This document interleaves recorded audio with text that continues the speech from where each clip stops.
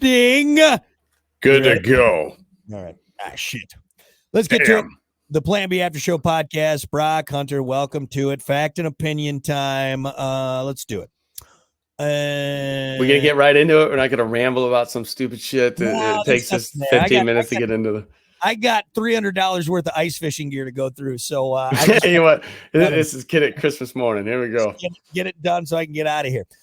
Okay, I got a couple good ones. What about the word phony comes... Big phony. This guy's a phony. It comes from telephones. Since early phones had such bad audio quality, it made people's voices sound fake. Oh, really? So phony came from telephone. It's a phony. It's not you. It sounds weird. Dude, you know what's weird? I thought of this the other day. I don't know why I thought of this, but it kind of relates to this. There was a time in my life where we'd answer the house phones because that's what we had, house phones growing up. Yep. My voice changed at like 16. 16. Yep. And I'd always answer the phone that I could talk like my dad. Like they thought I was my dad. Yeah. And like I'd have conversations with people as a 16-year-old, like, yeah, okay, all right. Hey, this isn't Steve, by the way. Oh, you sound just like your dad. See, that happened to me in third grade when my voice actually right. When you were running the Ferris wheel, dude, at the carnival, smoking cigs. 3 foot tall, dude. No, this is no joke. Gosh. Yeah, we're my Oshkosh by gosh overalls. This is two things. I have a comment about the phone and then also about my voice, like you were saying, and when it finally dropped. In elementary school, we did a play, the Three Little Pigs, but it was like a retelling, and it was like in court, so it was like this retelling, and the wolf. So the teacher, no joke, was like, all right, I know exactly where this is going. Sarah, you're going to be pig number 1. And Johnny, why don't you be the judge? Brock, you're the wolf, obviously. Of course. Right. Why am I the wolf? Why am I? Oh, okay. Yeah, it's all huff. And that was like third grade. So anyway, do you think you sound weird on the phone? I'm so used to my voice because we have headphones on. So I know how I sound. You know what's more weird to me is this is kind of weird because we do this every single day. Radio. So we put headphones on, and when we're live on the radio, I can hear myself. I can't hear myself right now, so I'm hearing myself, in this room. But when we're on the radio, I can hear you and I can hear myself. When you first get on the radio, I forget that this is a thing. When people go on for the first time, it's weird for them to put headphones on because you can hear, you can really hear yourself. It doesn't bother me anymore. What's weird is listening to the radio. So if we like recorded something, right? Yeah. And if I were to go to like the supermarket and I had the radio on and we come on and I hear myself outside of the studio on the actual radio, that's when I kind of perk up a little bit. I'm like, yeah, it does sound different because it gets processed through a processor and everything. We hear it, firsthand, like it's right there, but I get that question all the time for people that meet me. Is like, is it weird hearing yourself on air? And I'm like, and I always make the joke because I've answered the question 1,000 times. I'm always like, no, I fucking love the way I sound. That's why I do. I love myself. Right. I've heard myself literally thousands and thousands. Yeah, because we do it a lot too in like making commercials, editing. If we voice a commercial, you got to sit there and listen to the same sentence over and over, so you get used to it. What's weird? Another thing I started to notice listening outside of the studio on the actual radio is so when we do radio, you'll be talking about something and I'm trying to stay ahead. I'm trying to anticipate what you're going to say and come up with a joke before we get there. Basically, what's the word? Something thinking. Passive listening is what I call it. Passive, right. So there's a lot of things that like sometimes you'll say that I don't pick up doing it live. But then I'll listen to it on the radio. I'm like, oh shit, I didn't even hear that while he was saying it. It's because I'm sitting here trying to think of how I'm going to chime in, and you do the same exact thing when I start talking like during sports and whatnot. Yeah.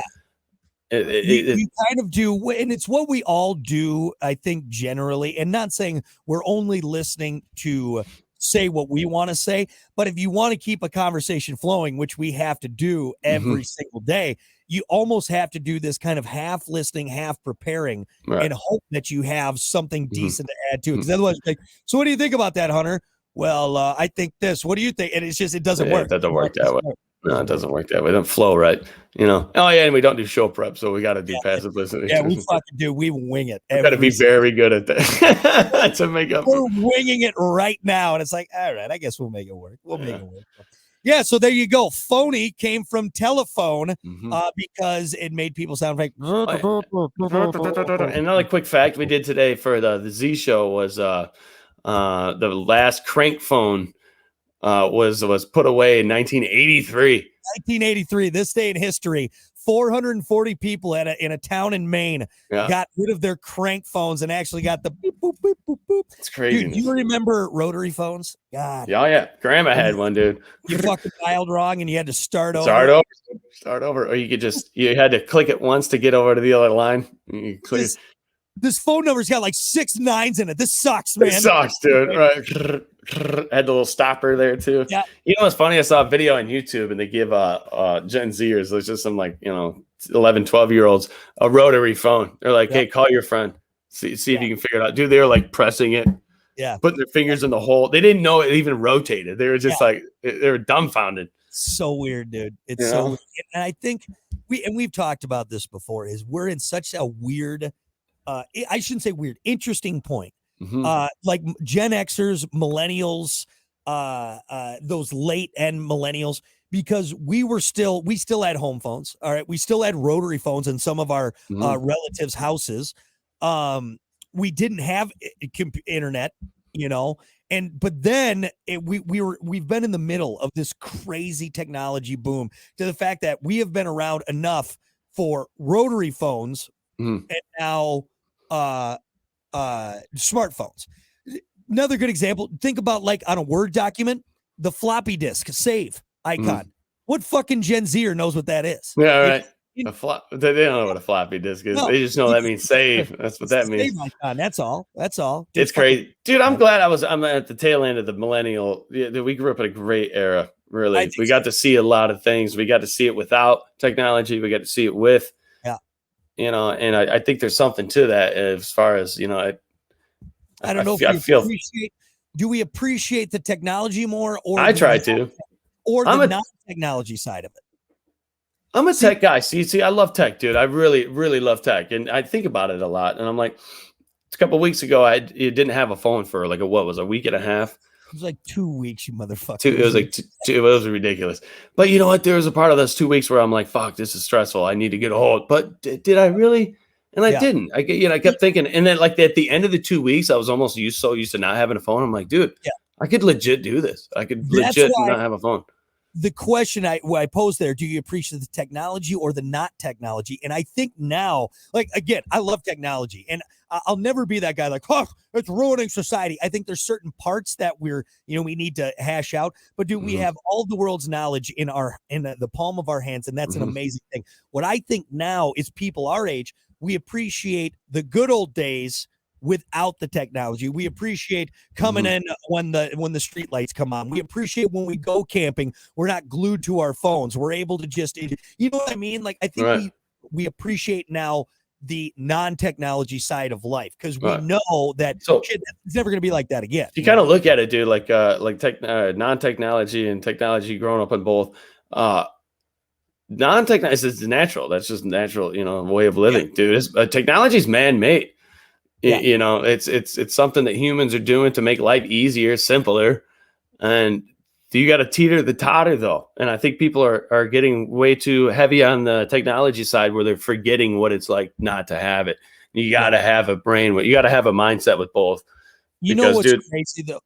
As much as things change, they stay the same, because even when radios came out, like home radios, adults were worried that kids would spend too much time sitting inside listening to radios. So it's always that battle with technology. And like you're saying, there's a balance. There's a balance with it. It's just right now, it's so easy, dude. It's so easy to fucking just turn on your phone and scroll, Find myself doing it every day. And dude, almost every day, I'm like, dude, I need to put this thing away for a second. Like, what am I doing? Does your new phone, because I know you got a new one, my iPhone, and I haven't shut it off because I kind of like it. It gives me weekly statistics on how my screen time. And it's like, oh, your screen time was up. See, do you have to look at, does it so it sends you a notification? every Sunday on it gives me a little notification that says, mine doesn't. You can look it up on mine, but it doesn't send. It doesn't remind me. Damn.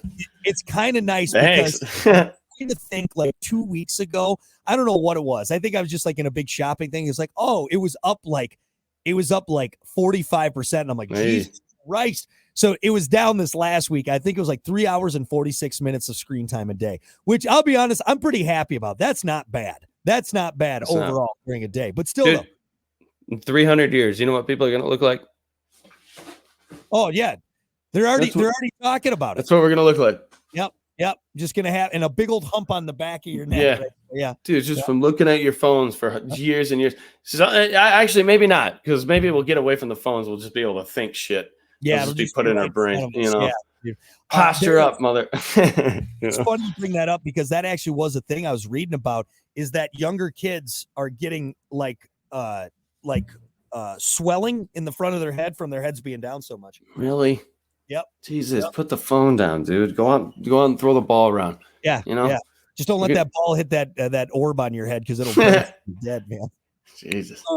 But anyway, crazy stuff, man. So, all right. You got anything else, or should we just wrap up? Yeah, we did pretty good there. Yeah, good enough for me. It started with phony, ended with bulbs on our heads. All right. That's going to do it for Brock and Hunter here in the After Show podcast. Thank you so much for hanging out. We'll see you next time for more. And WIRX later.